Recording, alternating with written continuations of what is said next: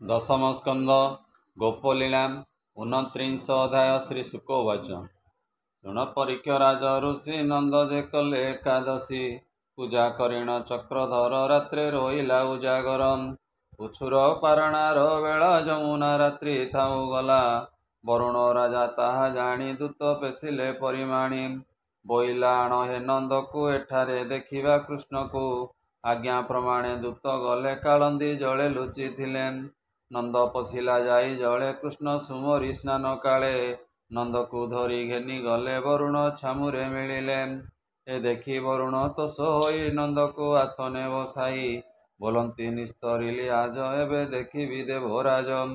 नंद को न देखी गोपाळे कालंदी निकटे मिलिले स्नान संपूर्ण देखी कूले खोजंती डाकिण व्याकुले न देखी अति शोकवरे कहले गोविंद छामुरे शुणी चकित भावग्राही कहती राम को अनाई ए पिता को नहीं वरुण पूजिब मोर चरण तु स्वामी थाओ निज पुर कही चलिले दामोदर ए वरुण पुरे दैतारी मिलिले निज रूप धरी देखी सानंद जल राजा कृष्ण चरणे कला पूजा ए विविध मते उपहार जाणई पूजार व्यवहार पूजी पड़िला कृष्ण पादे कही शोक गद गदे आज जीवन मोर धन्य देखिली प्रभु निरंजन पुत्र कुटुंब घर द्वार मंगल होइला मोहर जार पाद रज पाई जन्म मरण भय नाही ब्रह्मा शंकर जार नित्य नाम जपंती हृदय गते तोहर पादे ध्यान करी सुखे तरंती भववारी भूनाथ गर्भ जे मु बही तोहर पिता को अणाई तोते देखिबाकु मो सध भूनाथ कली अपराध क्षमा सागर नर हरि शरण सदर मुरारी हेमत कही जलपति नंद को आनिला तड़ती बोइला सिरे देई कर भूनाथ नियत पियर वरुण भाव हृदय घेनी दास वत्सल अंतरजामी ताहाको घेनिण संगत गोपे मिलिले गोपीनाथ गोपाळे देखिण हरस आसी मिलिले नंद पास देखी वरुण घेनी गला कृष्ण को देखी छाड़ी देला नगले मरंता प्योर भाग्य दिशिला गोपपुर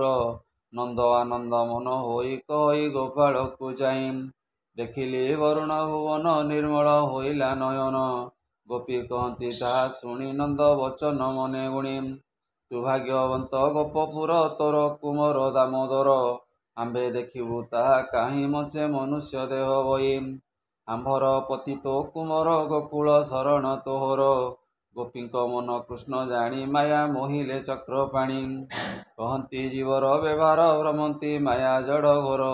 आपणा गति न जाणई नाना जोनिरे देह बई ए गोपे मो संगे भाव कले हांकु देखाइबि भले क्षणे देखाइले नेई वरुण पुर भाव ग्राही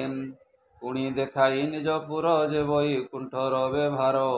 अनंत सत्य ज्ञान ज्योति ब्रह्मा शंकर जा चिंती ए गोपी गोपाल हरि माया माया रे देखाइले ता